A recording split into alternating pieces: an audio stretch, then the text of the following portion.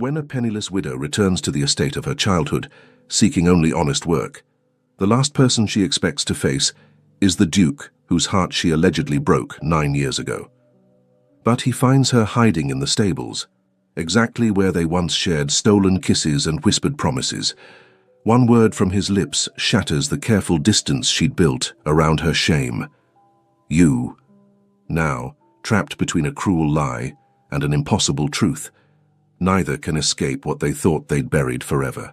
The scent of hay and leather surrounded her like a forgotten memory as Eloise Carter pressed herself deeper into the shadowed corner of the stable, her breath coming in short, silent gasps. Through the gaps in the weathered wood, she could see the grand facade of Westmere Park, the estate where she had once run freely as a child, before shame and circumstance had stripped everything away. Her fingers trembled as they clutched the worn fabric of her mourning dress, now faded to an indistinct grey that matched the twilight settling over Kent. She had come here to beg for work, not charity, but courage had failed her at the last moment, and now she hid like a thief in the very place that had once been her sanctuary. The stable door creaked open, heavy footsteps, the rustle of fine cloth, a man's voice, low and commanding, speaking to someone outside. "I'll see to the mare myself. Leave us." Eloise's heart stopped. She knew that voice. Even after 9 years, she knew it. The same voice that had once whispered her name in the moonlight, that had promised her things young hearts believe will last forever. His Grace, Anderson Harrington, Duke of Westmere. The boy who had loved her, the man who had every reason to hate her. She should have run, should have slipped through the back entrance before he saw her. But her legs had turned to stone, and her breath caught in her throat as his tall silhouette moved past the stall where she crouched, half hidden beneath a horse blanket that smelled of rain and earth. Then he stopped. "Who's there?" His tone carried the sharp edge of authority that came with a dukedom, but underneath it Eloise heard something else. Wariness, perhaps. Or was it recognition? She closed her eyes, praying for invisibility, for the power to simply disappear into the hay and never be found. But God, it seemed, was not listening to widows tonight. "Show yourself." Closer now. His boots appeared in her line of vision, polished black leather, expensive and immaculate. "I know someone is here." Slowly, painfully, Eloise rose from her hiding place. Bits of straw clung to her dark hair. Her dress was rumpled, and she knew she must look like exactly what she was, a desperate woman with nowhere left to turn. But she lifted her chin anyway, summoning the last shreds of her dignity as she met his gaze. For a long moment, Anderson Harrington simply stared at her. In the dim light of the stable, his face was all sharp angles and shadows, the strong jaw, the high cheekbones, the piercing grey eyes that had once looked at her with tenderness. Now they held only shock. "You?"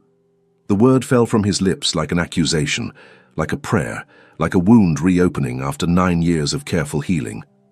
3 days earlier, Eloise had stood in the cramped solicitor's office in Norwich, listening to Mr. Grimsby recite the devastating inventory of her late husband's estate, with the detached precision of a man cataloguing worthless trinkets at auction. Debts totaling £473, he'd droned, his spectacles sliding down his thin nose. Assets: 1 mare, aged and lame, sold for £8. Household furnishings, claimed by creditors, personal effects. He'd paused, glancing at her with something that might have been pity. The cottage itself was leased, not owned. The landlord requires possession by week's end. Eloise had sat perfectly still in her widow's weeds, her gloved hands folded in her lap, watching 3 years of marriage dissolve into numbers that didn't even balance. Thomas Carter, merchant's son and her husband, had been a kind enough man when sober, which was rarely toward the end. He'd promised her security, a comfortable home, children perhaps. Instead, he'd left her with nothing but his name and his debts. "Do you have family, Mrs. Carter?" Mr. Grimsby had asked. "Relations who might offer assistance?" She'd thought of her parents buried these 5 years past in a parish churchyard in Devon. She'd thought of the few scattered cousins who'd made clear at her wedding that marrying beneath her station, even from her already lowered position, had severed what tenuous connections remained. "No," she'd said quietly. "No family. Then I'm afraid I must advise you to seek employment, a governor's position perhaps, or I have no references suitable for a governor's post." She'd met his eyes steadily, refusing to look away from the truth. My education ended at 17. I can read, write, manage household accounts, and sew. Nothing more. What she didn't say, that her education had ended the night the old Duke had discovered his son kissing the head groom's daughter in the rose garden. That she'd been torn from Westmere Park within hours, her mother sobbing, her father grimly silent. That every door in decent society had slammed shut the moment word spread of her disgrace. I see. Mr. Grimsby had removed his spectacles, polishing them with unnecessary care. Then I suggest you apply to agencies that place domestic servants. Your skills would suit a housekeeper's position, perhaps, or lady's maid. A lady's maid. The daughter of the head groom at one of England's finest estates, reduced to brushing another woman's hair and lacing her stays. But pride, Eloise had learned, was a luxury she could no longer afford. She left his office with £8, her only inheritance from Thomas Carter, and the knowledge that she had perhaps 2 weeks before destitution claimed her entirely. That night, unable to sleep in the cottage that was no longer hers, she'd made her decision. Westmere Park. It was madness, of course. Anderson would never help her, not after what his father must have told him, not after she'd disappeared without a word of explanation. But the old Duke was dead now, had been for 3 years. And Westmere employed over 60 servants. Surely there was room for one more, tucked away in the scullery or the laundry, where his Grace need never see her. It was desperation, pure and simple, but desperation, she'd discovered, could be remarkably clarifying. Now standing in the stable with hay in her hair and Anderson's shocked grey eyes boring into her, desperation felt less like clarity and more like drowning. Your Grace. She dropped into a curtsy, muscle memory from childhood taking over, even as her mind scrambled for words. Forgive me, I didn't mean to. I was waiting to speak with Mrs. Henshaw, and I fell asleep. I should have gone directly to the servants' entrance. Mrs. Henshaw. He repeated the name as if it were foreign to him. You came here to seek Mrs. Henshaw? Yes, Your Grace. Why? The single word hung between them, weighted with 9 years of silence. Eloise straightened, forcing herself to meet his gaze. He'd grown taller since 17, filled out through the shoulders and chest in the way of men who fence and ride and carry the physical confidence of their class. His face had lost the softness of youth, become all sharp planes and aristocratic angles. But his eyes, those storm-grey eyes that had once looked at her with such tenderness, were hard now, guarded. I came to seek employment, she said, keeping her voice level. My husband died 6 months ago. He left debts. I have no family, no income. I thought perhaps, given my parents' years of faithful service— Your parents. Anderson's jaw tightened. Your parents who were dismissed in disgrace 9 years ago. Those parents. The words were deliberately cruel, designed to wound. They succeeded. But Eloise had endured 3 years of marriage to a man whose kindness evaporated with each bottle of port. She'd learned to absorb cruelty without flinching. Yes, Your Grace. Those parents. They served the Harrington family for 23 years before— She paused, searching for diplomatic phrasing. Before circumstances necessitated their departure. Circumstances. A bitter laugh escaped him. Is that what you call it? How very delicate. What would Your Grace prefer I call it? The question emerged sharper than she'd intended, exhaustion fraying the careful control she'd maintained. A scandal? A disgrace? I'm quite aware of what society named it, I assure you. Something flickered in his expression. Surprise, perhaps, that she dared to challenge him. Good. Let him be surprised. She was too tired for pretense, too worn down by grief and loss and the sheer weight of surviving to play at false deference. For you have courage, at least, he said after a moment, coming back here, facing me. Courage? Eloise shook her head. No, Your Grace. Desperation. There's a difference. Is there? He moved closer, and she caught the scent of him. Sandalwood and leather and something uniquely masculine that made her treacherous heart skip. Because from where I stand, it takes a fair amount of courage to return to a place where you're not wanted, seeking employment from a man you once— He stopped abruptly, his mouth compressing into a hard line. A man I once what? Eloise heard herself ask. though every instinct screamed at her to let it go, to accept whatever crumbs of mercy he might offer, and flee before the past could devour them both. "It doesn't matter." Anderson turned away, presenting her with the rigid line of his back. "What's done is done, ancient history."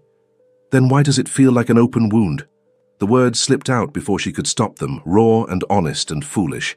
She watched his shoulders stiffen, watched his hands curl into fists at his sides. For a long moment he said nothing. Then quietly, "Perhaps because some wounds never truly heal. They merely scar over." The pain in his voice undid something inside her, some careful barrier she'd constructed around her own grief. She took a step toward him, one hand reaching out before she remembered herself and let it fall. "Anderson." His given name on her lips, intimate and forbidden. "Your Grace," she corrected quickly. "I never meant to hurt you. What happened between us was a lie." He spun to face her, and the raw anguish in his eyes stole her breath. "Everything was a lie. My father told me, Eloise. He told me how you were seen with Richard Pemberton, how his family offered for you, how you ran off with him the very night after." He swallowed hard. "After we'd pledged ourselves to each other in the garden." Eloise stared at him, shock rendering her momentarily speechless. "Richard Pemberton? Your Grace, I don't know who that is. I've never heard that name in my life." "Don't!" The word was barely a whisper. "Please don't lie to me. Not now. Not after all these years." "I'm not lying." Frustration and confusion warred in her chest. "I swear to you, there was no Richard Pemberton. There was no one else. Ever. After we were discovered in the garden, your father had us escorted from the property that very night. My parents found work at a manor in Devon. We were there for 4 years before they died of fever. Then I went to Norfolk, where I met Thomas Carter at a village assembly. We wed 6 months later. Those are the facts, Your Grace. The only facts." She watched doubt creep into his expression, watched him struggle between what he'd believed for 9 years and what she was telling him now. "My father said, your father lied." The accusation hung in the air between them, dangerous and damning. One did not speak ill of the dead, especially not of a duke, but Eloise was past caring about propriety. "He lied to you," she continued, her voice steady despite the tears burning behind her eyes. "I don't know why. Perhaps he couldn't bear to admit that his son had fallen in love with a servant's daughter. Perhaps he thought inventing a rival would make it easier for you to forget me. But there was no Richard Pemberton. There was only me, sent away in disgrace. And you, left behind with a lie." Anderson's face had gone pale. "No. He wouldn't. Why would he?" "I don't know." And it was true. She didn't know why the old duke had been so cruel, why he'd poisoned his own son's heart with falsehoods. She knew only that he had, and that the consequences had shaped both their lives for 9 long years. The silence stretched between them, broken only by the soft whicker of horses in their stalls and the distant call of an owl greeting the dusk. Finally, Anderson spoke, his voice rough. "If what you say is true, it is true. Then I owe you an apology that 9 years have made inadequate." He drew a shaking breath. "But I can't. I can't process this now. I need time to think." He pressed his fingers to his temples as if warding off a headache. "You're exhausted. You fell asleep in my stable, for God's sake. We'll continue this conversation later, when we're both more ourselves. Your Grace, I only came to ask for work. And I'm telling you that you will not work in my household as a servant." His tone brooked no argument. "You will stay at Westmere Park as my guest until we've sorted this mess out properly." "I couldn't possibly." "It's not a request, Eloise." The use of her given name sent a shiver down her spine. "You came to my door. You are now under my protection, whether you wish it or not. We will find you a room, proper clothing, and in the morning we will discuss your future with clear heads and full stomachs." The absurdity of it struck her. "If anyone discovers that you've taken me in as a guest, the scandal—" "Let me worry about scandal." He stepped closer, and she could see the fine lines that had appeared at the corners of his eyes, the faint shadow of beard along his jaw. "I've spent 9 years being the perfect duke. Cold, controlled, above reproach. Perhaps it's time I did something reckless." Reckless?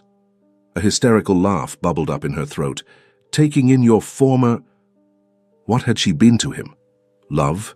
Sweetheart? The girl who'd ruined him for all others. Your past is the definition of reckless. Then I'm already damned. A ghost of a smile touched his lips, the first she'd seen, and her heart ached at the familiarity of it. Come. Can you walk, or shall I carry you? Heat flooded her face. I can walk perfectly well, thank you. Then take my arm.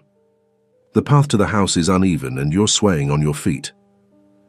He was right, damn him. Exhaustion was catching up with her, making the stable tilt and blur at the edges.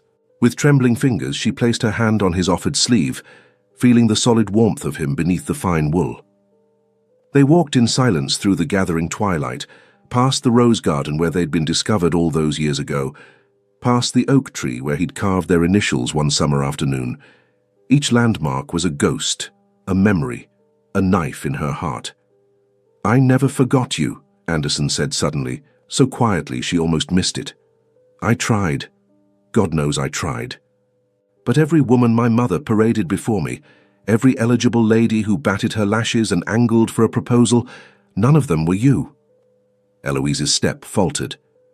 Your Grace, Anderson. He stopped walking, turned to face her in the shadow of the oak tree. Here in this moment I'm not a duke, I'm just me, the boy who loved you, the man who never stopped. Don't. The word came out as a plea. Please, don't say things like that. It's been 9 years. We're different people now. You don't know me anymore. Then let me learn you again. He reached up and with infinite gentleness brushed a piece of straw from her hair. Let me discover who you've become. Let me... Your Grace, there you are.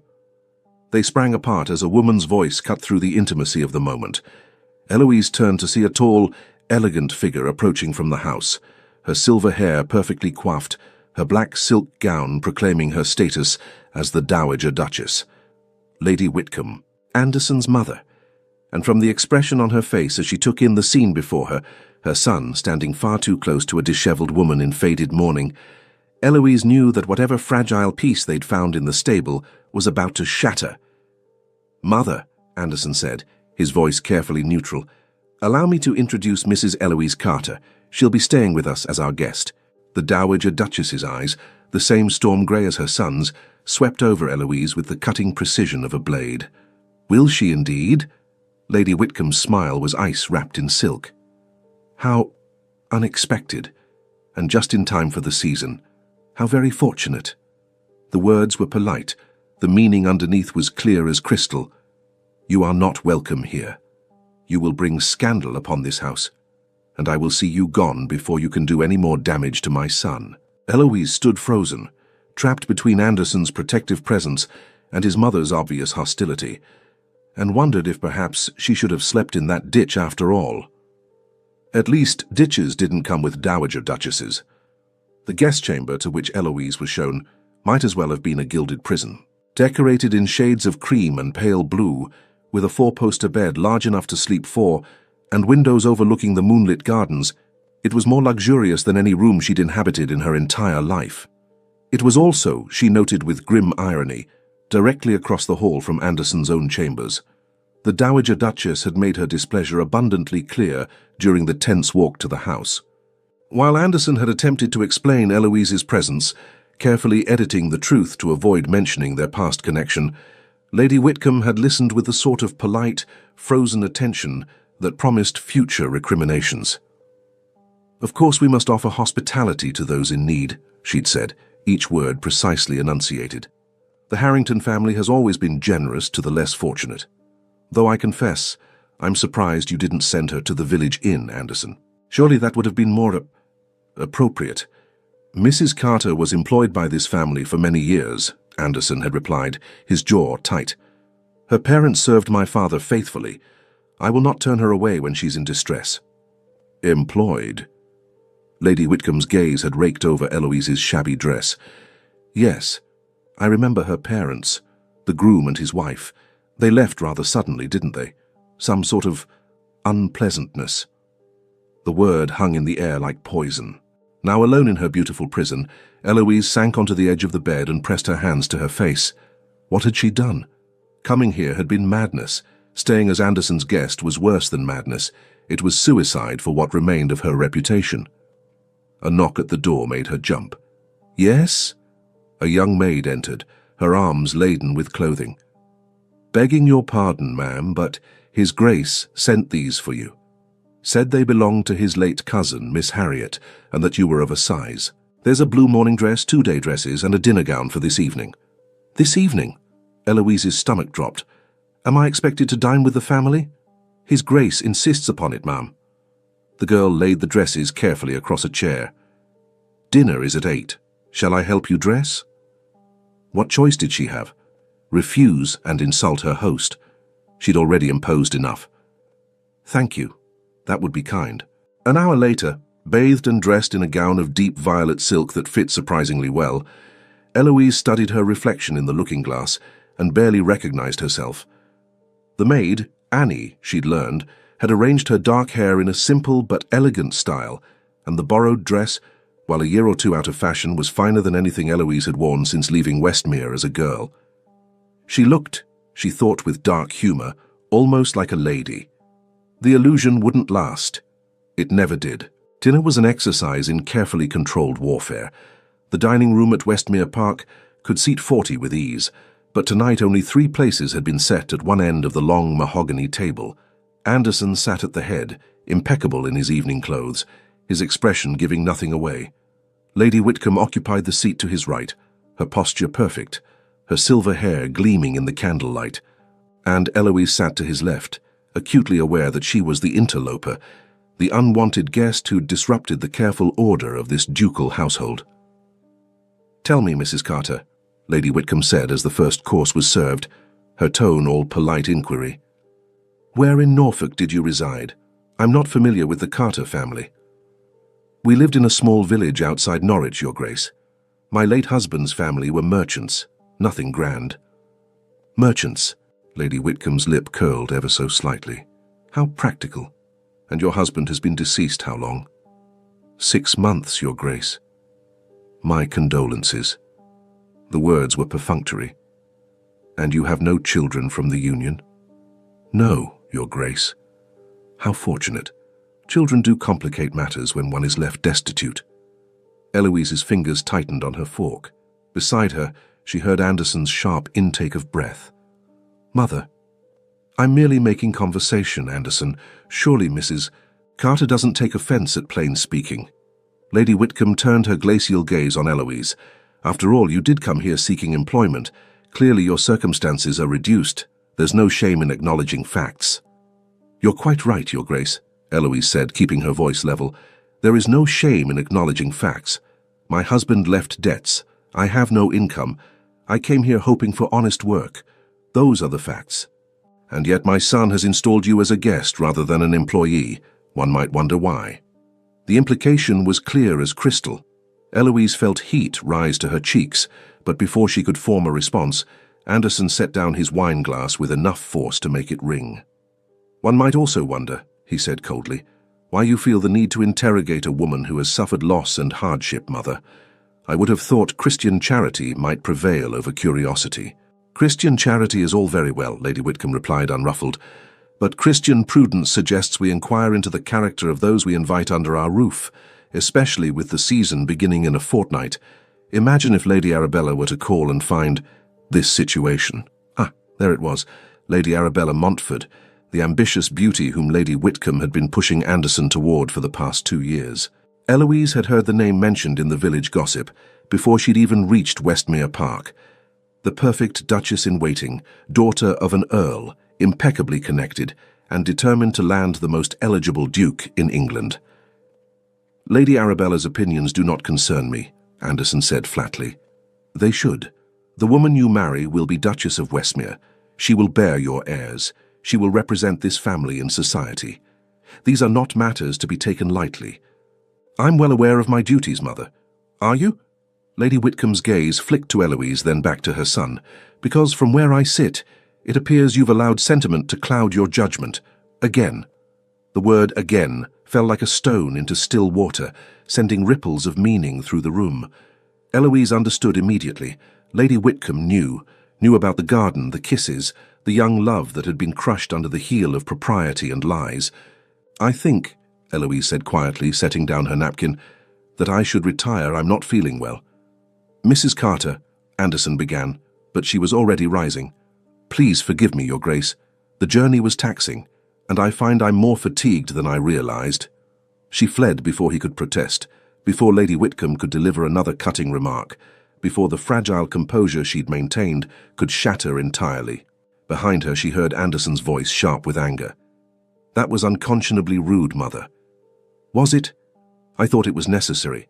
That girl will destroy you, Anderson, just as she nearly did 9 years ago." Eloise didn't wait to hear his response. She gathered her skirts and ran. She was standing at the window of her chamber, staring out at the moonlit gardens, when the knock came an hour later. "Mrs. Carter, it's Anderson. May I come in?" Every rule of propriety screamed at her to refuse. A man in a woman's bedchamber unchaperoned? Scandalous, ruinous. But then, she was already ruined, wasn't she? Had been for 9 years. "Yes."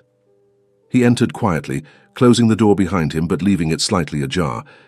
A concession to propriety that made her want to laugh, as if a cracked door could preserve reputations already in tatters.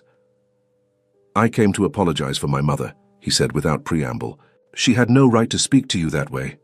"She had every right. I'm a stranger in her house, a woman of questionable reputation and no prospects. She's protecting you."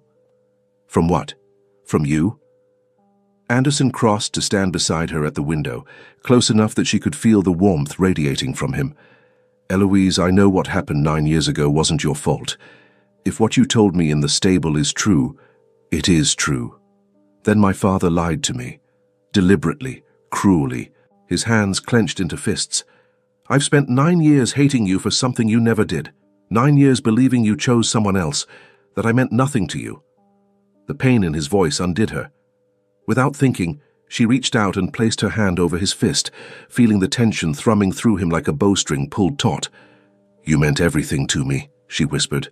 "When your father sent us away, I thought I would die from the grief of losing you. I was 17 and dramatic, and convinced my life was over.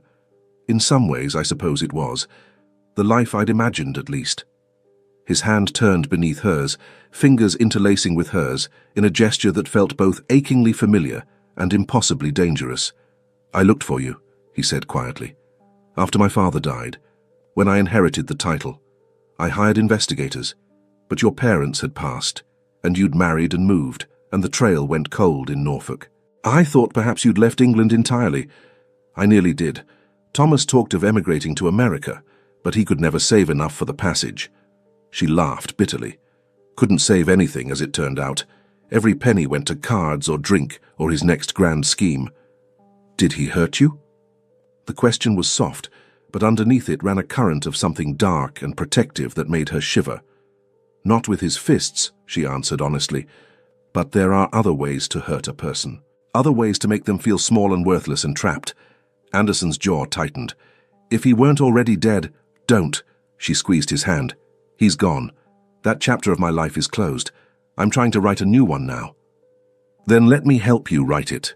He turned to face her fully, his free hand coming up to cup her cheek with infinite gentleness. "Let me make amends for the 9 years stolen from us. Let me—" "You can't," she interrupted, even as she leaned into his touch like a flower seeking sunlight. "Anderson, you're a duke. I'm a penniless widow. Your mother is right. I would destroy you. One whisper of scandal, and Lady Arabella Montfort would have a field day." "Damn Lady Arabella. You can't mean that." "Can't I?" His thumb traced the curve of her cheekbone, and she felt herself trembling. "I've spent 9 years being the perfect duke, cold, controlled, fulfilling my duty. And for what? To be paraded before ambitious debutantes who want my title but not me? To marry some suitable lady and produce heirs while dying inside a little more each day? That's what dukes do," she said, even as her heart was breaking. "That's your duty. Then perhaps duty isn't enough anymore." He leaned closer, and she knew she should pull away, should remember all the reasons this was impossible, should protect them both from the inevitable heartbreak. But she'd been strong for so long, strong through 3 years of loveless marriage, strong through Thomas's death and the creditors, and the desperate journey back to the only place that had ever felt like home. She was tired of being strong. When his lips met hers, soft and questioning and achingly tender, she let herself surrender. Just for a moment, just long enough to remember what it felt like to be cherished, to be wanted, to be something more than a burden or a scandal or a mistake. The kiss deepened, his arms coming around her, pulling her close. She melted into him, her hands fisting in his shirt, 9 years of longing pouring into this single moment of madness. "Eloise," he murmured against her lips. "God, I've missed you, missed this, missed us." Reality crashed back like cold water. She pulled away, pressing her fingers to her lips, her breath coming in short gasps. "There is no us," she said, hating how her voice shook. "There can't be. You know that. I know what society says, what's expected, what's proper." He reached for her again, but she stepped back. "But I also know that I've never felt for any other woman what I feel for you. In 9 years, Eloise, 9 years of trying to forget, trying to move on. And then you walk back into my stable covered in hay and it's like no time has passed at all. Everything has passed. We're different people now. I'm not the innocent girl I was. And you're not what? Not in love with you?" A harsh laugh escaped him. "You're wrong. That's the one thing that hasn't changed." Tears burned behind her eyes. "Don't say that. Please. It makes everything so much harder." "Good. It should be hard. Because the easy thing would be to send you away tomorrow, to marry Lady Arabella or some other suitable bride, and to spend the rest of my life wondering what might have been. And I'm done with easy." A sound in the hallway made them both freeze. Footsteps approaching slowly, deliberately. Anderson moved with surprising speed, crossing to the door and opening it wider, a clear signal to anyone watching that nothing improper had occurred. Lady Whitcomb stood in the corridor, her expression unreadable in the lamplight. "I thought I heard voices," she said coolly. "I came to ensure Mrs. Carter had everything she needed." "She does, thank you, Mother." Anderson's voice was steady, betraying nothing. "I was just apologizing for your behavior at dinner.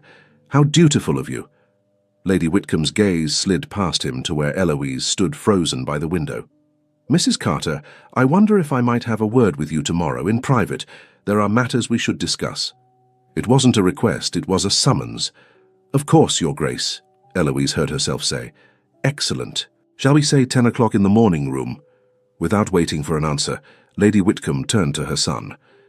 "Anderson, Lord Pemberton sent word. He'll be calling tomorrow afternoon. I believe he wishes to discuss your attendance at Lady Hastings's ball next week." "Pemberton?" Anderson frowned. "I didn't know he was in residence." "He arrived today. Quite unexpected." Lady Whitcomb's smile was razor-sharp. "His nephew Richard is with him. Such a charming young man. Quite sought after in London these days." Eloise felt the blood drain from her face. Richard Pemberton, the man who supposedly had never existed, the lie Anderson's father had used to poison his son's heart. And tomorrow he would be in this house. From the look on Anderson's face, he'd reached the same realization. "How convenient," he said softly, his eyes never leaving his mother's face. "Tell me, Mother, did you invite them? Or did they simply appear like actors summoned to a stage? I'm sure I don't know what you mean." But the triumph in Lady Whitcomb's eyes said otherwise. She knew. Somehow she knew about the lie, about the past, about everything. And she was prepared to use it to drive Eloise away. The battle lines had been drawn. After they'd gone, Anderson reluctantly, his mother victoriously, Eloise sank onto the bed and let the tears come. She'd been foolish to think she could return to Westmere Park without consequences. Foolish to accept Anderson's protection. Foolish to let him kiss her, to feel for even a moment that they might have a second chance. Tomorrow, she would meet Richard Pemberton. Tomorrow, she would face Lady Whitcomb's schemes. Tomorrow, the careful house of cards she'd built would come crashing down. But tonight, just for tonight, she let herself remember the feel of Anderson's arms around her, the taste of his kiss, the sound of his voice saying he loved her. Tomorrow would bring pain. But tonight, she held tight to the memory of hope. Even if hope, like everything else in her life, proved to be just another beautiful lie.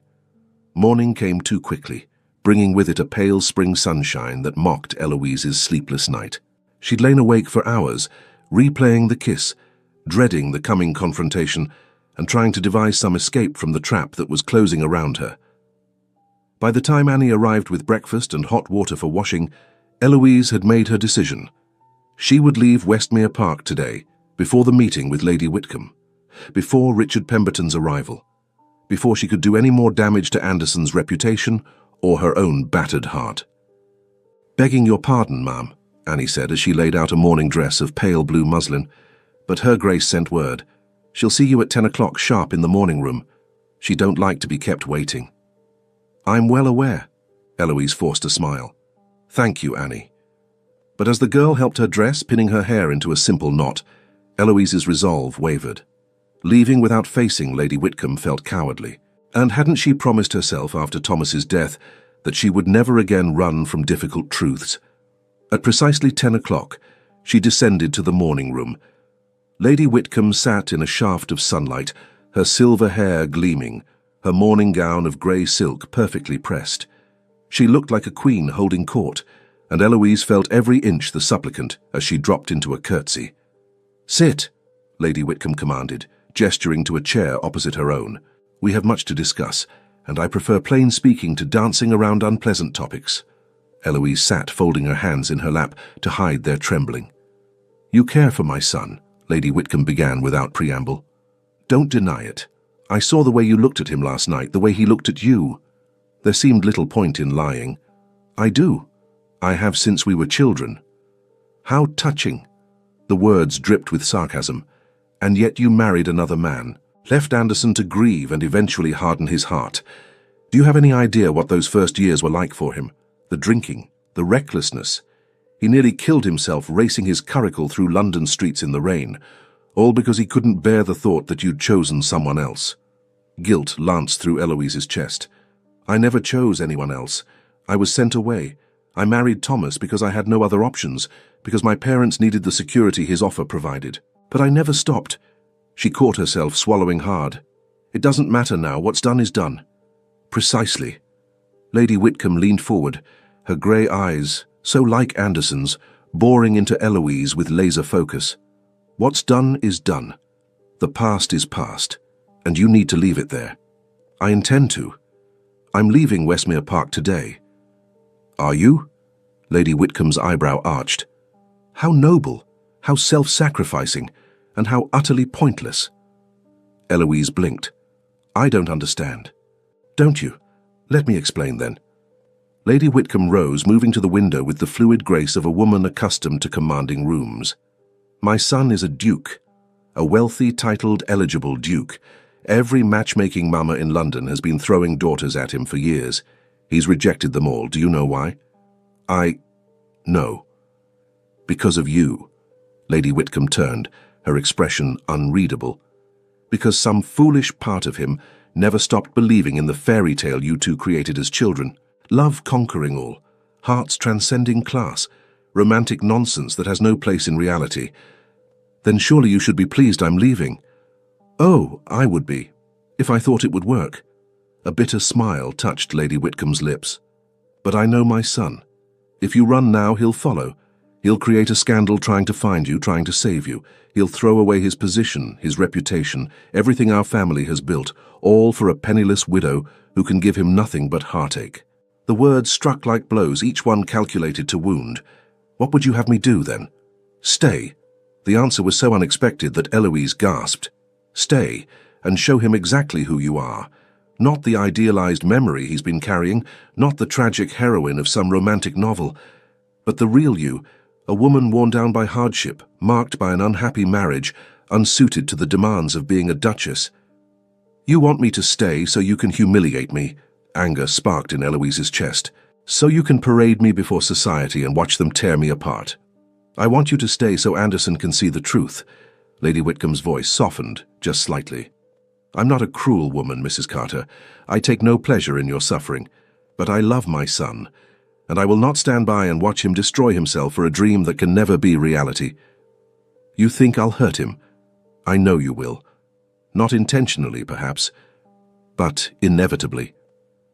Lady Whitcomb moved closer, her gaze almost pitying. "You're not suited to this life. The constant scrutiny, the political maneuvering. The cutting remarks and subtle cruelties that pass for conversation in our circles. You survived 3 years of marriage to a merchant. You would not survive 3 months as a duchess. Then we agree. Eloise stood, her chin lifted. I'm leaving. No. Lady Whitcomb's hand shot out, gripping Eloise's wrist with surprising strength. You're staying. You're going to attend the Hastings ball with us next week. You're going to meet Richard Pemberton this afternoon. You're going to let Anderson see you in the context of his real life, not hidden away in his stable like a romantic fantasy. Why? So you can orchestrate my downfall? So he can orchestrate his own awakening? Lady Whitcomb released her wrist. Stay for 2 weeks. Give him time to see the impossibility of this attachment, and then, when you leave, he'll let you go. Cleanly, finally, and he can move forward with his life. Eloise wanted to refuse, wanted to flee this house and never look back. But beneath Lady Whitcomb's cold logic, she heard a thread of desperation, a mother's fear for her son, and perhaps she was right. Perhaps the kindest thing Eloise could do was stay long enough to disillusion Anderson, to show him that the girl he'd loved was gone, replaced by a woman who could never be what he needed. 2 weeks, she heard herself say, and then I leave. No arguments, no pursuit. Agreed. Lady Whitcomb extended her hand, and Eloise shook it, sealing a bargain that felt like a betrayal. Of Anderson, of herself, of the love that had survived 9 years of separation. But perhaps some loves were meant to die. Perhaps some dreams were better laid to rest.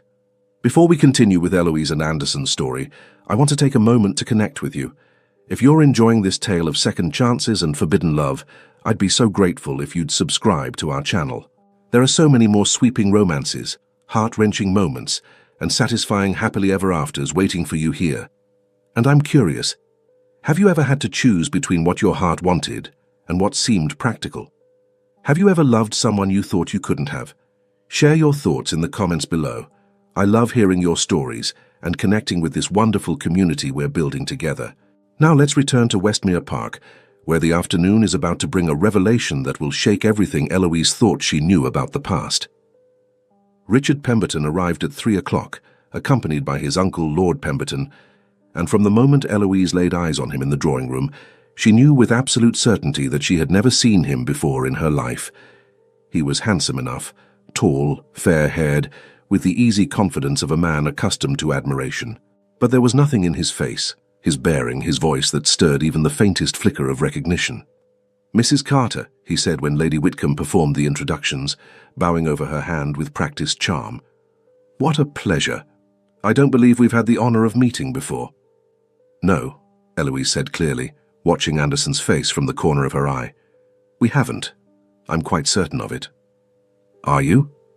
Lady Whitcomb's tone was all innocence. "How odd. I could have sworn, but then my memory plays tricks on me at times." The implication was clear. Lady Whitcomb had orchestrated this meeting to prove something. But what? That Richard Pemberton existed. That didn't prove Eloise had ever been involved with him. Unless... "Mr. Pemberton," Anderson said, his voice carefully controlled, "forgive my directness, but I must ask you a question. 9 years ago, in the summer of 1809, were you acquainted with a Miss Eloise Hartwell, daughter of my father's head groom?" Richard's brow furrowed. 1809? I would have been barely 18. And Hartwell, you say? He shook his head. "I'm afraid not, Your Grace. I was at Cambridge that summer. Rarely left the university except to visit my family in Yorkshire." The tension in the room shifted, thickened. Lady Whitcomb's face went pale, then flushed with what might have been embarrassment or anger. "You're certain?" Anderson pressed. "Because my father told me, specifically told me, that you and Miss Hartwell were seen together, that your family made an offer for her hand." "My family?" Richard laughed, genuinely puzzled. "Your Grace, my family would never have considered marrying me to a groom's daughter. No offense intended, Mrs. Carter, but the Pembertons are rather rigid about such things. And besides, I was engaged that entire year to Miss Caroline Ashford. We married in 1810. The silence that followed was deafening. Eloise watched Anderson's expression transform, shock giving way to understanding, understanding hardening into fury. His gaze swung to his mother, who sat frozen in her chair like a woman facing execution. "You knew," Anderson said, his voice dangerously soft. "You knew it was a lie." "Anderson," Lady Whitcomb began, but he cut her off with a slash of his hand. "All these years, 9 years of believing Eloise had betrayed me, 9 years of bitterness and isolation, and you knew." He stood abruptly, his hands clenched into fists. "Did you help him craft the lie? Or did you simply stand by and let him poison my heart? Your father did what was necessary to protect you." Lady Whitcomb rose as well, her composure cracking. "You were 17 years old, infatuated with a servant's daughter. He would have ruined your life, thrown away your future for puppy love. Someone had to save you from yourself. So you let him destroy the woman I loved instead." Anderson's voice shook with barely controlled rage. "You let him drive her family from their home, from their livelihood. You let me spend 9 years hating her for a betrayal that never happened. I let him do what was best for you, for this family." Lady Whitcomb's mask shattered completely, revealing the desperate fear beneath. "You were going to marry her, Anderson. Don't deny it. I heard you that night in the garden promising her forever, talking about running away to Gretna Green if your father wouldn't consent. You would have thrown everything away." The truth hung in the air like smoke after a fire. Lord Pemberton cleared his throat uncomfortably. "Perhaps Richard and I should take our leave. This seems rather a private family matter." "No," Anderson's voice was iron. "Stay. I want witnesses to what I'm about to say." He turned to Eloise, and the tenderness in his gaze made her heart ache. "I owe you an apology that spans 9 years. I owe you my faith, my trust, and my belief in your honor, all of which I should never have doubted. I was young and hurt and foolish, and I let lies poison what we had. Can you forgive me?" Tears burned in Eloise's eyes. "There's nothing to forgive. You believed your father. What son wouldn't? A son who truly loved you would have asked questions, would have sought you out, would have trusted his own heart over his father's words." Anderson crossed to her, taking her hands in his, despite the audience watching their every move. "I failed you. I let you go without a fight. I'm asking for the chance to make that right." "Anderson, you can't," Lady Whitcomb started, but he rounded on her with such fury that she stepped back. "I can, and I will. You had your say 9 years ago, Mother. You and Father had your way. You destroyed what Eloise and I had, convinced yourselves it was for my own good. But I'm not 17 anymore. I'm not a boy you can manipulate with lies and schemes. I'm a grown man, and I'm done letting fear and propriety dictate my choices." He turned back to Eloise, his grey eyes blazing with determination and something that looked almost like hope. "I'm done pretending I can forget you. Done trying to be the perfect duke who marries for duty instead of love. Done living half a life because I'm afraid of what society will say." "Your Grace," Eloise whispered, terrified and thrilled in equal measure. "Anderson," he corrected. "Just Anderson, the man who has loved you since he was 16 years old, the man who will love you until his dying breath, if you'll let him." Lady Whitcomb made a sound of distress. "You're making a terrible mistake." "Perhaps," Anderson acknowledged, though his gaze never left Eloise's face, "but it will be my mistake to make, and I'd rather spend my life making mistakes with the woman I love than living perfectly with someone I don't." Richard Pemberton, who'd been watching the scene unfold with wide eyes, suddenly laughed. "Well, Uncle, I think we've stumbled into quite the romantic drama. Better than anything at Drury Lane, wouldn't you say?" "Indeed," Lord Pemberton murmured, looking between Anderson and Eloise with something almost like approval. "Young love, reignited after years of separation, the tongue will talk of nothing else for months." "Let them talk," Anderson said fiercely. "Let them say what they will. I'm through caring about their opinions." But Eloise pulled her hands from his, stepping back even as her heart screamed at her to stay. "You say that now, but what about tomorrow, next week, when Lady Arabella Montford cuts me in the street? When the patronesses of Almack's refuse me vouchers? When every drawing room in London whispers about the Duke who degraded himself by choosing a penniless widow?" "Then I'll face it with you," Anderson said simply. "Together." "You don't understand what you're offering to sacrifice." "Don't I?" He smiled, sad and knowing. "I've spent 9 years sacrificing my happiness for duty, for propriety, for the expectations of people I don't even like. I'm tired, Eloise, tired of being cold and controlled and perfect. I want to feel again. I want to live. And I can't do that without you." Lady Whitcomb sank into her chair, her face pale. "You'll be ruined. Both of you." "Then we'll be ruined together," Anderson said. "But at least we'll be happy." Eloise looked at him, this man who'd been a boy she loved, who'd become a duke she thought she'd lost, who was now offering her everything she'd ever dreamed of, despite the cost. She thought of the bargain she'd made with his mother that morning. 2 weeks and then she'd leave. 2 weeks to show him the impossibility of their love. But standing here, seeing the determination in his eyes, the love shining through despite 9 years of hurt, how could she walk away from that? "What are you proposing?" she asked quietly. "I'm proposing," Anderson said, dropping to one knee right there in his mother's drawing room, in front of Lord Pemberton and Richard and his horrified mother, "that you marry me, not because you're desperate, or because you have nowhere else to go, but because you love me. Because we've wasted 9 years already, and I refuse to waste another day. Anderson, please get up. Not until you answer me." His hands gripped hers with gentle insistence. "Marry me, Eloise. Let me give you the life my father stole from us. Let me prove that love can conquer class and scandal and every obstacle society throws at us. Let me make you my Duchess."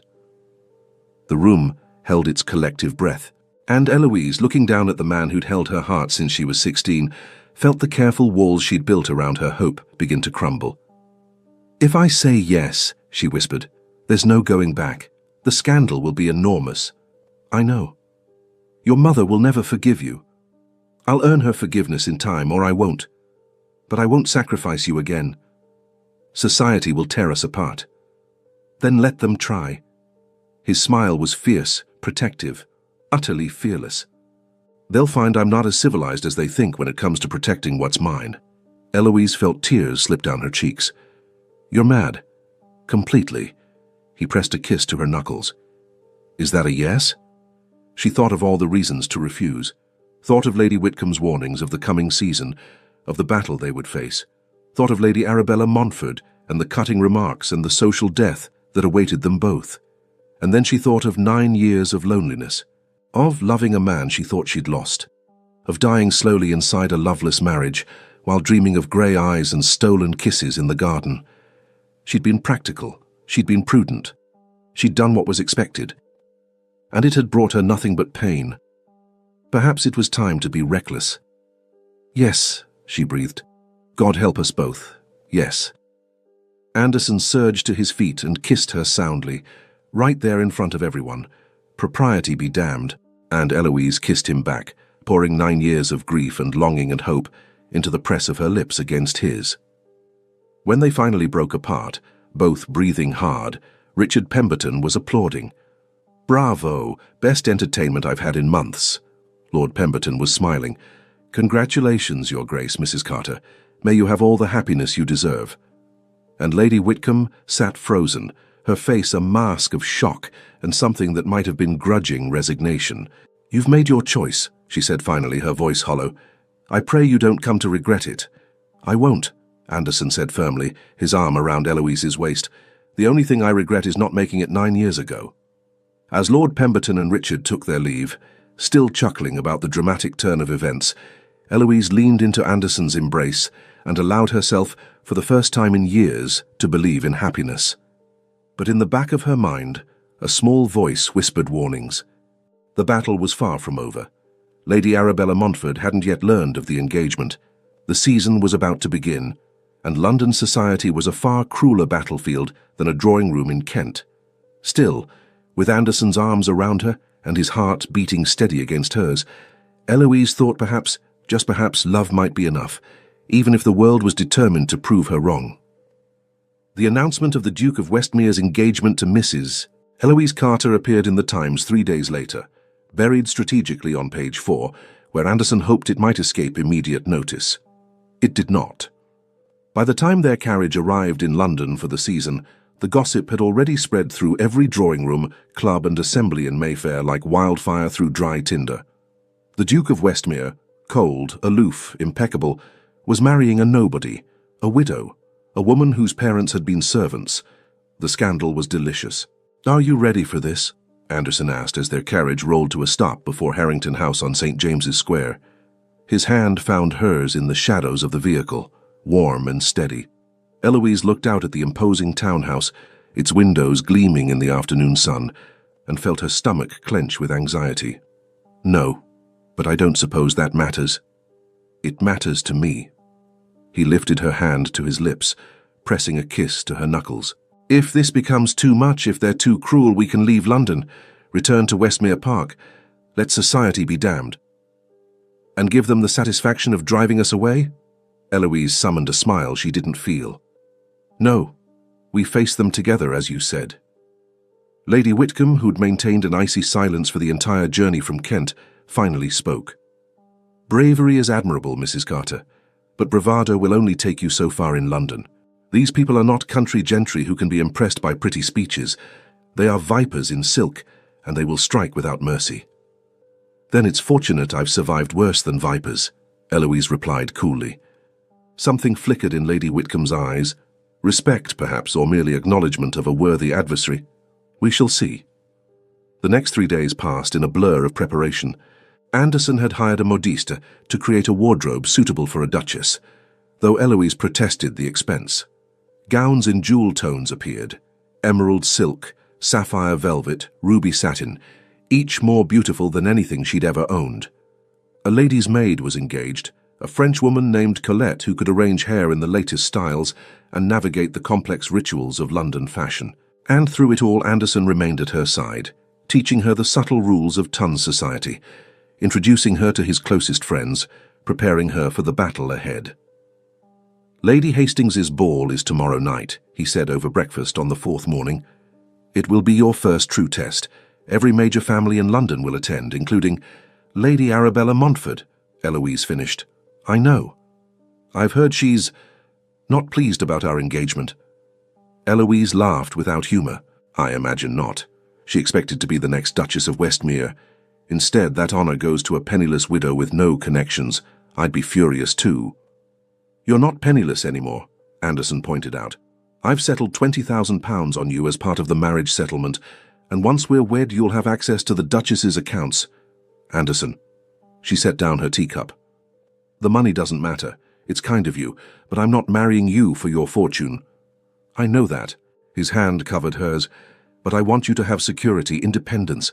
I want you to never again be at the mercy of circumstances beyond your control.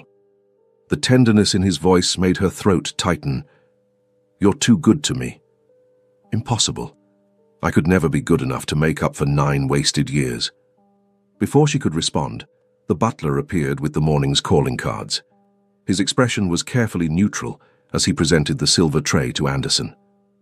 I'm afraid there are rather fewer than usual, Your Grace. Anderson glanced at the sparse collection, and his jaw tightened. I see. Eloise peered at the cards. Where there should have been dozens, invitations to breakfasts, requests for audiences, social obligations, there were perhaps 5. The message was clear. London society was cutting them. It's because of me, she said quietly. It's because they're small-minded fools who value pedigree over character. Anderson tossed the cards aside. Their opinions don't signify.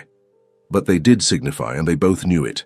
A duke could weather some scandal, but complete social ostracism, that could damage not just Anderson's position, but his political influence, his business dealings, his family's standing for generations. Perhaps we should postpone the wedding, Eloise suggested, hating the words even as she spoke them. Give society time to adjust. Let the scandal die down. No. Anderson's tone brooked no argument. We've waited 9 years. I won't wait another day longer than necessary.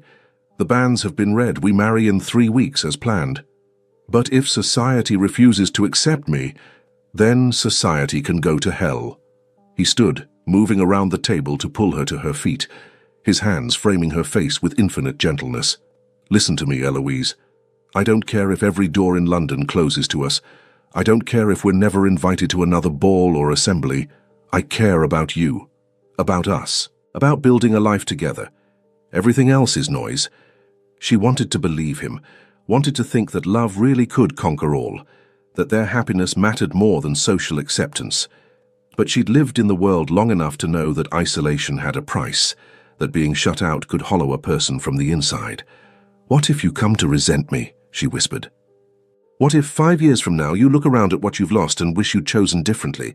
Then I'll be a fool." He pressed his forehead to hers. "But I'll be a fool who loved you, and I can live with that." Before she could respond, Lady Whitcomb's voice cut through the moment like a knife. "How touching.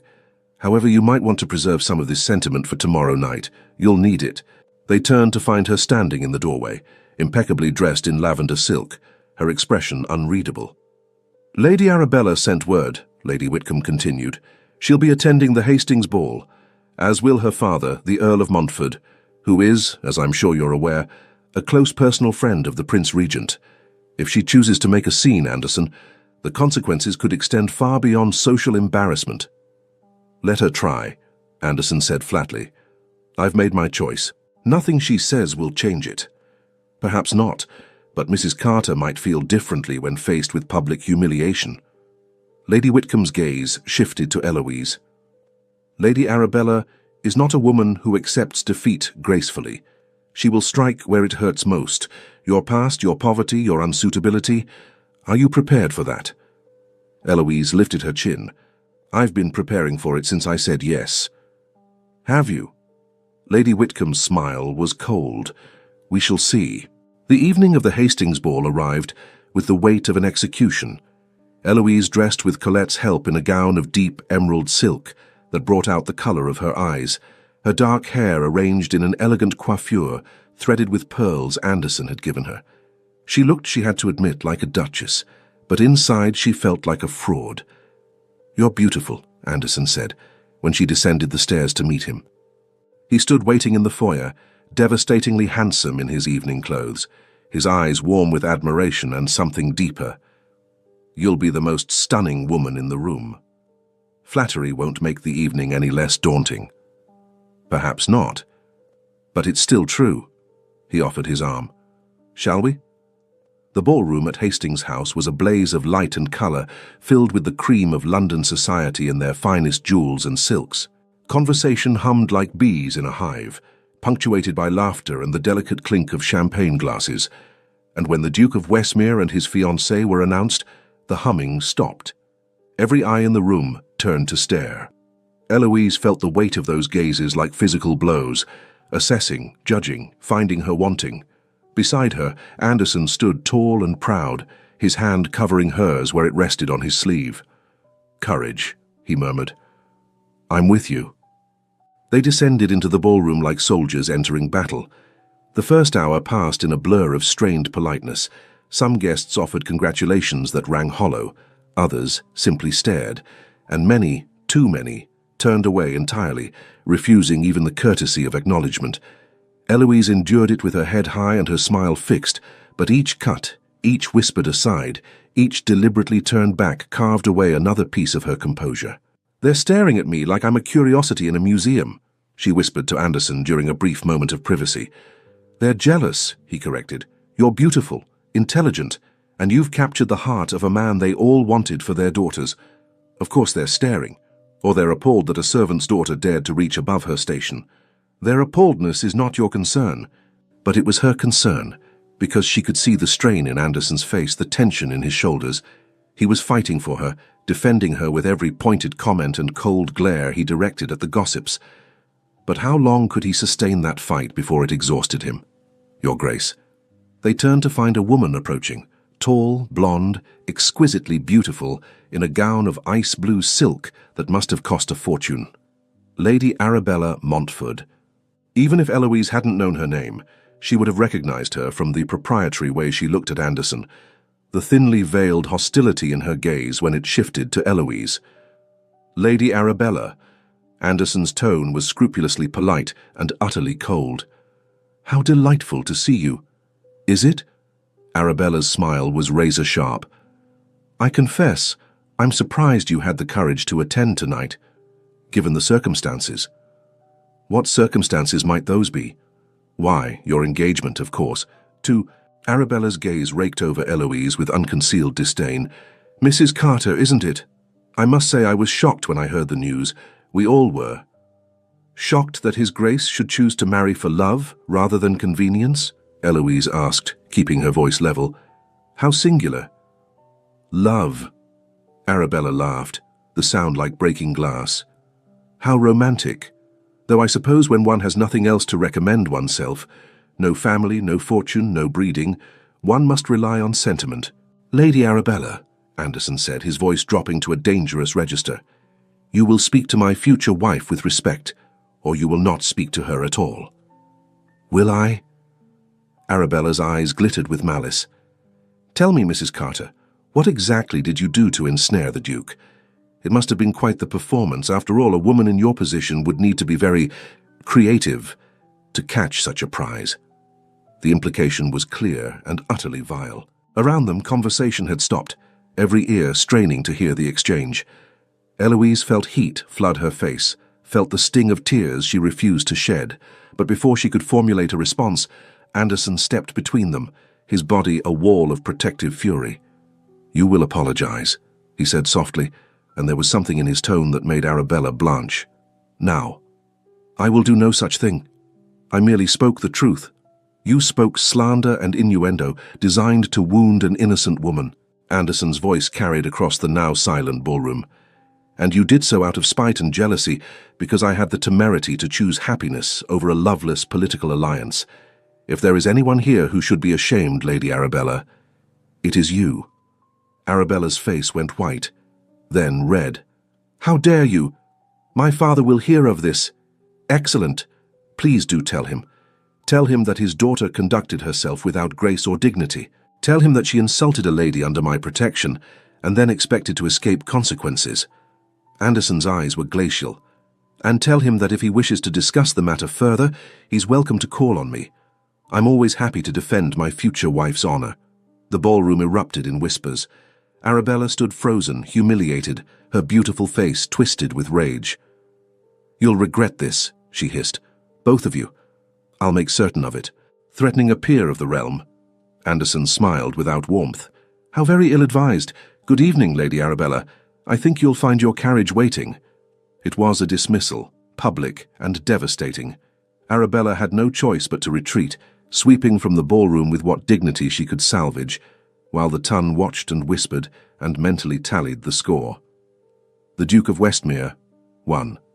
Lady Arabella Montford, 0. As the music resumed and conversation slowly returned to normal, Eloise found herself trembling, reactions setting in.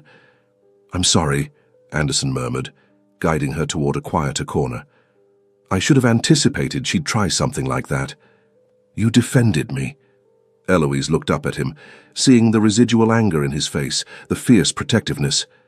In front of everyone. Of course I did. You're mine to protect, mine to defend, mine to love. He cupped her face gently. And anyone who tries to hurt you will answer to me. Even if it costs you politically, even if the Earl of Montford becomes your enemy. Especially then. Anderson pressed a kiss to her forehead. You're worth more than 1,000 political alliances, Eloise. Don't ever doubt that. She wanted to believe him. But as she looked around the ballroom at the staring faces, the whispered conversations, the barely concealed hostility, she wondered how long his conviction would last against the relentless tide of social opposition. Dance with me, Anderson said suddenly. Show them we're not ashamed. Show them we're united. Anderson, I haven't danced in years. Then it's time to remember. He led her onto the floor as a waltz began, his hand at her waist, his eyes never leaving hers. Trust me, and she did. As they moved together in perfect synchronicity, as the ballroom swirled around them in a blur of color and light, Eloise let herself forget the scandal, the gossip, the battle still to come. For 3.5 minutes, there was only Anderson's arms around her, his steady heartbeat beneath her palm, and the impossible, fragile hope that maybe, just maybe, love really could be enough. But when the music ended and they returned to reality, she saw Lady Whitcomb watching from the edge of the ballroom, her expression unreadable, and Eloise knew with a sinking certainty that the worst was yet to come. The next morning brought confirmation of her fears. You need to see this, Anderson said grimly, entering the breakfast room with a scandal sheet in his hand. Eloise took it with trembling fingers and read the headline, Duke's Folly, Westmere to wed widow of dubious reputation.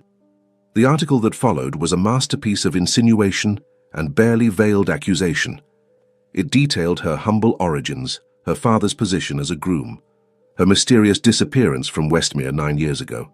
It questioned her marriage to Thomas Carter, hinted at financial impropriety, and suggested, without quite stating outright, that her sudden reappearance and engagement to Anderson was motivated purely by mercenary interests. It was poison, dressed as journalism. "This is Arabella's work," Anderson said, fury vibrating in every word. "She must have fed the information to the papers last night. It doesn't matter who wrote it." Eloise set down the sheet carefully, as if it might bite. "What matters is that it's out there now. Everyone in London will read this. Then everyone in London can go to hell. Anderson, be realistic. Your mother was right. I'm destroying your reputation, your political connections, everything you've worked for. I don't care. You should." She stood abruptly, frustration and fear warring in her chest. "You're a duke. You have responsibilities, obligations. You can't just throw them away for the woman I love." He caught her hands, pulling her close. "Watch me. This isn't a romantic novel, Anderson. This is real life. And in real life, love doesn't always triumph over practical concerns. Then we'll make it triumph." His grip tightened. "I told you before, I'm done being the perfect duke, done sacrificing my happiness for people who don't give a damn about me. If society wants to ostracize us, let them. We'll build our own life, our own happiness, and we'll do it together.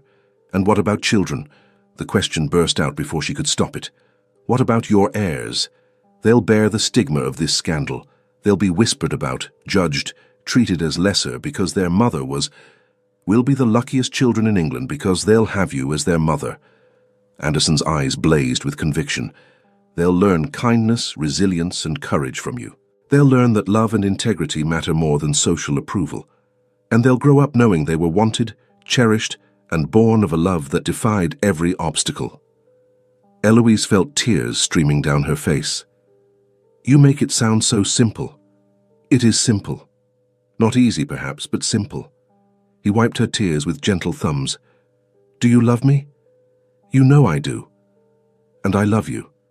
Everything else, the scandal, the gossip, the social consequences, those are just obstacles, and we've already overcome worse. Have we? You survived 9 years of separation. You survived a difficult marriage and poverty and grief. I survived thinking I'd lost you forever. If we can survive all that, we can certainly survive a few catty articles and social cuts." He made it sound so reasonable, so achievable. But Eloise had learned long ago that hope was a dangerous thing. Hope made you believe in impossible outcomes. Hope made you vulnerable to crushing disappointment. Still, looking into Anderson's eyes, seeing the absolute certainty there, the unwavering faith, she found herself wanting to hope anyway. 3 weeks until the wedding," she whispered. 21 days. Then you'll be my Duchess, and no one, not Lady Arabella, not the scandal sheets, not anyone, will be able to take that away from us." 21 days, she repeated. "What could possibly go wrong?" Anderson laughed and kissed her soundly. "Everything. But we'll face it together." And for that moment, wrapped in his arms with his heart beating steady against hers, Eloise believed him. She shouldn't have, because fate, it seemed, had one more cruel twist waiting. And when it struck 3 days later, in the form of a letter from Norfolk, it would threaten to destroy everything they'd fought for. The letter arrived on a grey Tuesday morning, delivered by a messenger who looked travel-worn and anxious. Eloise was in the morning room reviewing wedding arrangements when the butler presented it to her on a silver tray. "From Norfolk, madam." The messenger said it was urgent. Her hands trembled as she broke the seal. The handwriting was unfamiliar, the paper cheap. As she read, the blood drained from her face. "Mrs. Carter, you don't know me, but I was acquainted with your late husband. Thomas Carter owed me a considerable sum, £300, for a business venture that failed. Before his death, he signed a promissory note guaranteeing repayment. That debt now falls to you as his widow. I've been patient, but my patience has limits. I see from the newspapers that you're engaged to the Duke of Westmere. Surely a future Duchess can settle her late husband's obligations. If payment is not received within 1 week, I will be forced to take legal action. I'm certain His Grace would prefer to avoid the scandal of his fiancée being sued for debt. Your servant, Mr. Harold Finch. The letter slipped from her nerveless fingers. £300. It might as well have been 3,000. The money Anderson had settled on her was tied up in legal arrangements that wouldn't be accessible until after the wedding. And even if she could access it, using it to pay Thomas's debts felt dishonest, like stealing from Anderson to clean up her past. Eloise? She looked up to find Anderson standing in the doorway, his expression concerned. What's wrong? You're white as a sheet. For a moment she considered lying, hiding this ugly complication, dealing with it herself somehow, but they'd built their second chance on truth, on trusting each other. She couldn't start their marriage with deception. Read this, she said quietly, handing him the letter. She watched his face as he read, watched anger tighten his jaw, watched his hands crumple the paper. This man is attempting to extort you, he said flatly, using the threat of scandal to force payment of a debt that's legally questionable at best. The debt is real, Anderson. Thomas had many business ventures that failed. This is probably one of dozens. Even so, you're not responsible for your late husband's debts unless you signed the note yourself. Did you? I don't know. Thomas had me sign so many papers. Household accounts, business documents. I didn't always understand what they were. Shame burned in her chest. I was a fool. You were a wife trying to trust her husband. Anderson moved to her side, pulling her into his arms. This isn't your fault, Eloise. But it's my problem. Mine to solve. No, it's our problem now. He tilted her face up to meet his gaze. I'll send my solicitor to Norfolk to investigate this Finch character. If the debt is legitimate, I'll pay it. If it's extortion, I'll make sure he regrets trying to prey on you.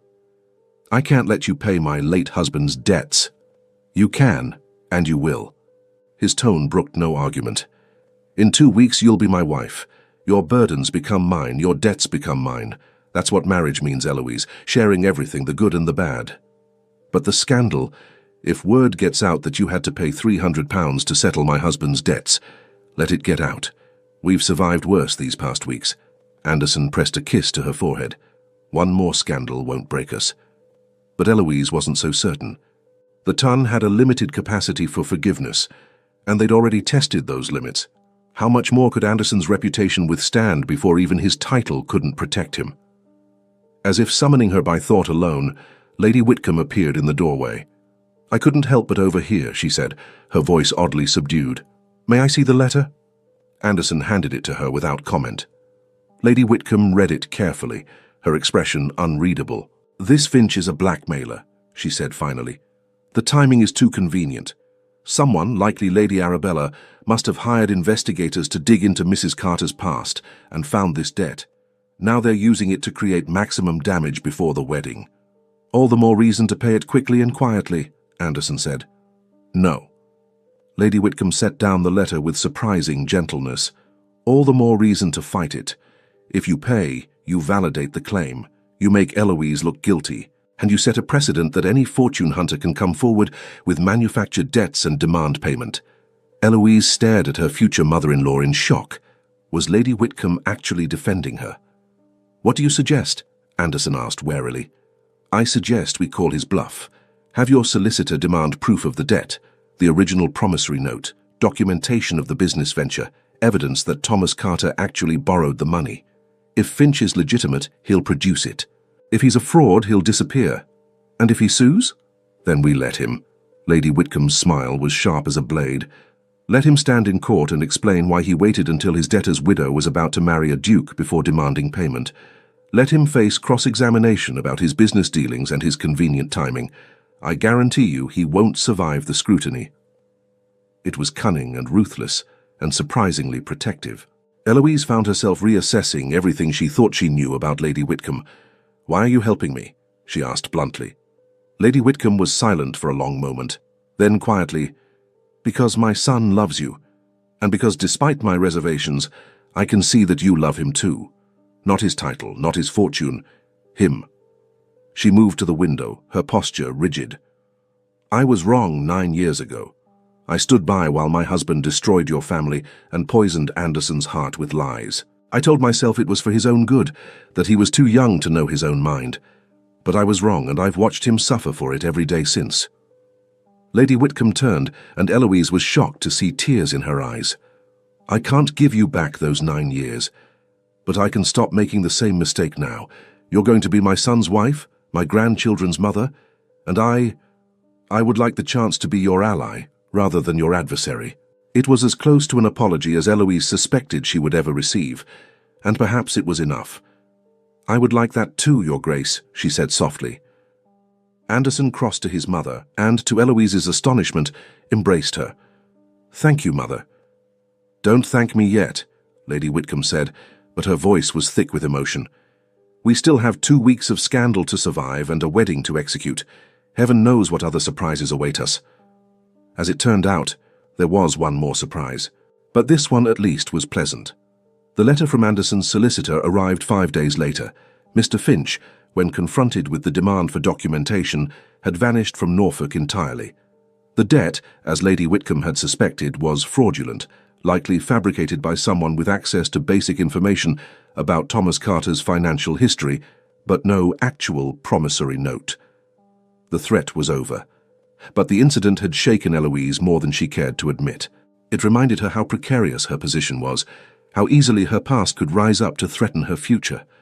How many more Harold Finches were out there, waiting to exploit her vulnerability?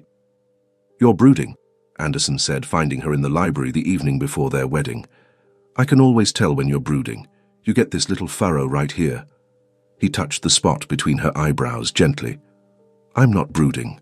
I'm contemplating." "Contemplating what? Whether to flee to the continent and leave me at the altar?" He was teasing, but she heard the underlying concern. "Contemplating whether I'm making a terrible mistake," she admitted. "Whether marrying me will ultimately destroy everything you've worked for." "Eloise, no, listen." She took his hands, gripping them tightly. "These past 2 weeks have been brutal. We've been cut by half of society. Your political allies are distancing themselves. Lady Arabella has made it her mission to ruin us, and then there was the debt scandal. Anderson, it's only going to get harder." "I know. And you're still certain, even knowing what it will cost you? Especially knowing what it will cost me." Anderson pulled her close, resting his forehead against hers. "Do you know what I've learned these past 2 weeks? That most of the people I thought were my friends were actually just drawn to my title. That the political alliances I valued were shallow and self-serving. That the society I tried so hard to please didn't actually care about me at all. That's a depressing revelation. It's a liberating one." He smiled. "Because it means I'm free to build something real. A marriage based on love, not convenience. Friendships based on genuine affection, not political advantage. A life that matters because it's mine, not because it meets someone else's expectations." "You make it sound so simple." "It is simple, you're the one complicating it." He kissed her softly. "Tomorrow, I'm going to stand in that church and promise to love you for the rest of my life, and I'm going to mean every word. The question is, will you be standing there too?" Eloise looked into his eyes, those storm-grey eyes that had haunted her dreams for 9 years, and felt the last of her doubts crumble. "Yes," she whispered. "God help me, yes." "Then stop brooding and come to bed. We both need rest. Tomorrow is going to be a very long day. Anderson Harrington, are you suggesting—" "I'm suggesting we sleep, in separate rooms, like proper, virtuous, engaged people." His grin was wicked. "Though ask me again tomorrow night, and you'll get a very different answer." Heat flooded her cheeks and she swatted his arm. "Incorrigible. Madly in love." He kissed her once more, lingering this time. "Sleep well, my almost Duchess. Tomorrow, we begin the rest of our lives." The wedding dawned clear and bright, as if even the weather conspired to bless their union. Eloise, dressed in cream silk and Brussels lace, her dark hair arranged with orange blossoms, her hands trembling as Colette fastened the last button. "You look like a princess from a fairy tale, madam," Colette said, her French accent thick with emotion. "His Grace will weep when he sees you." "Dukes don't weep. This one will." Colette smiled knowingly. "I have seen the way he looks at you. Like you are the sun, and he has been living in darkness." The ceremony was small, just family and a handful of close friends. Lady Whitcomb sat in the front pew, resplendent in lavender silk, and when Eloise entered the church on the arm of Anderson's cousin, she saw tears streaming down the older woman's face. But it was Anderson who stole her breath. He stood at the altar in his finest clothes, his dark hair perfectly arranged, his grey eyes locked on her with such fierce love and joy that her heart felt too large for her chest.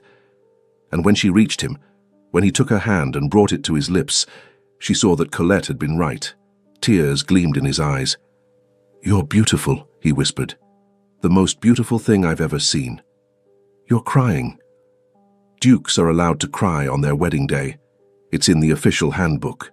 She laughed through her own tears, and then the vicar was speaking, leading them through the ancient vows that would bind them together forever. "I, Anderson Charles Harrington, take thee, Eloise Margaret, to be my wedded wife." His voice was steady, certain, ringing through the small church like a bell. "To have and to hold, from this day forward, for better, for worse, for richer, for poorer, in sickness and in health, to love and to cherish, till death us do part." When it was her turn, Eloise's voice shook, but the words came from her heart. "I, Eloise Margaret, take thee, Anderson Charles, to be my wedded husband." And when the vicar pronounced them man and wife, when Anderson kissed her with tender reverence before their small congregation, Eloise felt 9 years of pain and longing and grief finally release their hold. She was home. She was loved. She was enough. The breakfast afterward was intimate and joyful. Even Lady Whitcomb unbent enough to toast the happy couple and welcome Eloise officially into the family. "You've made my son happier than I've seen him in 9 years, she said privately to Eloise during a quiet moment. "That's worth more than any social advantage. I was a fool not to see it sooner." "We were all fools," Eloise replied gently. "But perhaps we're wiser now." Perhaps. Lady Whitcomb smiled, and for the first time it reached her eyes. "Welcome to the family, Eloise, truly." Before we reach the end of Anderson and Eloise's story, I want to take a moment to thank you for being here. If this tale of love, second chances, and defying society touched your heart, I would be so grateful if you'd subscribe to our channel and share this story with others who might need to hear it.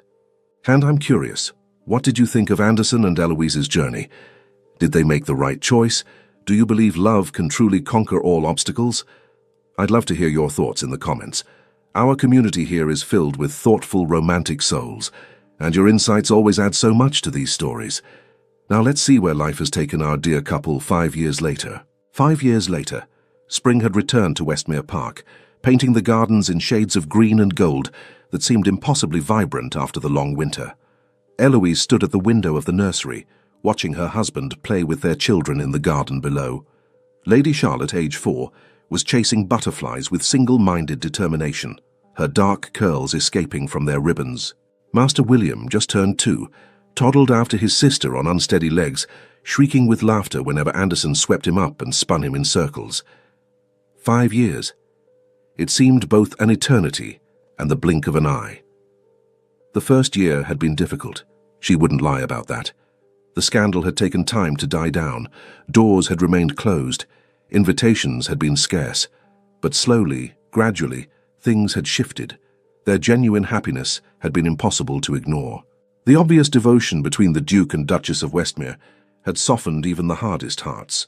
And when Lady Whitcomb had thrown her considerable influence behind accepting Eloise, when she'd made it clear that anyone who cut her daughter-in-law would answer to her, society had grudgingly relented. It helped that Eloise had proven herself an able duchess.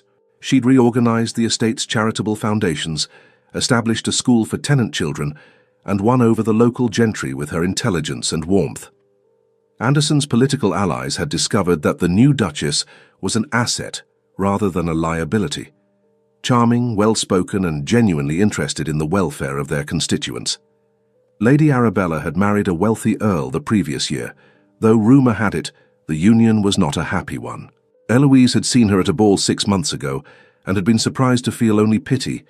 Arabella had everything she'd thought she wanted, a title, wealth, status, but her eyes were empty. Eloise knew how that felt. She'd lived that emptiness during her first marriage. Never again. "There you are," Anderson said, entering the nursery with William on his hip and Charlotte clinging to his free hand. "We came to find you. Charlotte insists you must see the butterfly she caught and released. It was yellow, Mama, Charlotte announced proudly. Yellow like the sun. How wonderful, darling. Eloise kissed her daughter's flushed cheek. Did you make a wish before you let it go? I wished for a pony. Of course you did, Anderson laughed, exchanging an amused glance with Eloise over their daughter's head. I suppose I'll need to speak to the stable master. You'll spoil her rotten. That's my prerogative as a father. He set William down to play with his wooden blocks and pulled Eloise into his arms. And how is my beautiful wife this afternoon?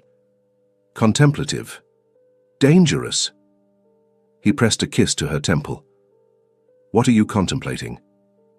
How different my life is from what I imagined 5 years ago. She leaned into his embrace, watching their children play. When I came back to Westmere Park that day, I was looking for work, for survival. I never dreamed I'd find this. Happiness, a family, a home, a purpose. She turned in his arms to look up at him.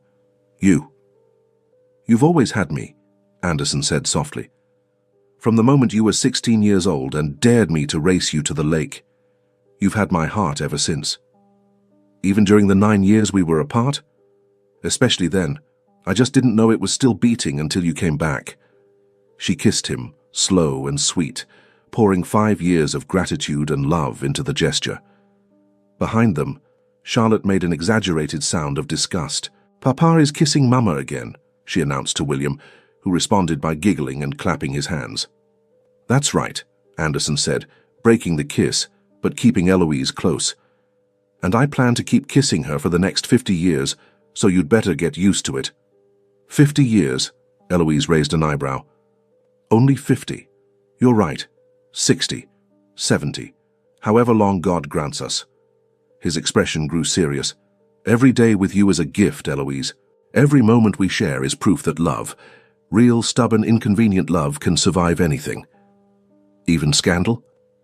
Especially scandal, he grinned. We're quite good at scandal, as it turns out. And they were. The Duke and Duchess of Westmere were known throughout London as the most devoted couple of their generation. Their love story, the childhood sweethearts separated by lies and reunited by fate, had become the stuff of romantic legend. People no longer whispered about Eloise's humble origins.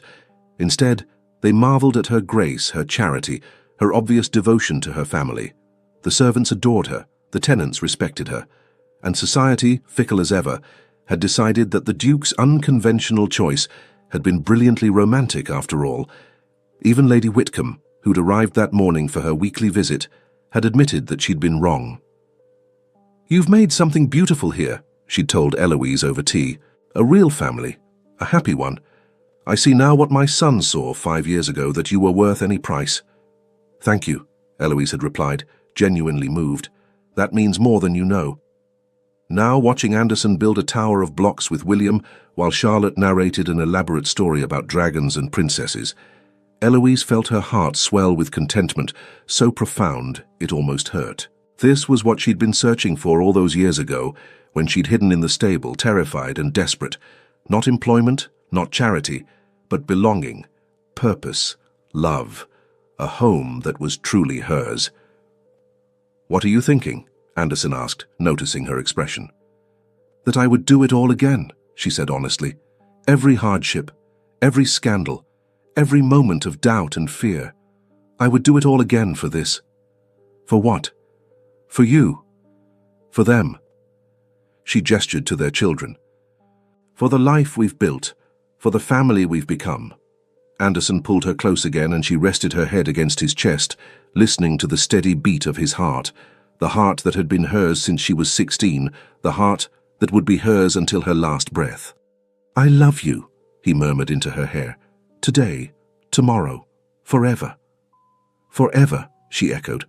That's a very long time. Not nearly long enough. He tilted her face up, his grey eyes warm with affection and desire, and the deep, abiding love that had weathered every storm. Not when it comes to you.